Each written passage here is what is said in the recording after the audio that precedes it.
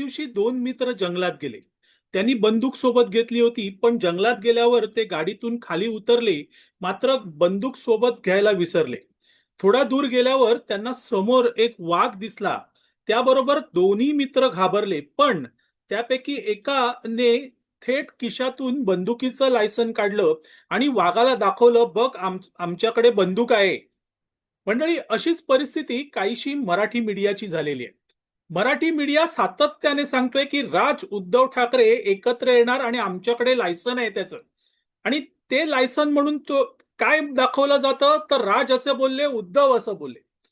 मात्र हे जे दोन नेते आहेत, राज असतील किंवा उद्धव ठाकरे, ते या एकत्र येण्याबद्दल काहीही बोलत नाहीत.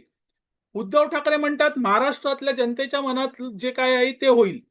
तर राज ठाकरे याबद्दल एक अवाक्षरही काढत नाहीत. पण तरीही मराठी मीडिया मात्र ते अमकं बोलले, ते तमकं बोलले असं लायसन काढून आपल्याला वारंवार दाखवतोय आणि त्यातून हे दोघं एकत्र येणार असं सांगतोय.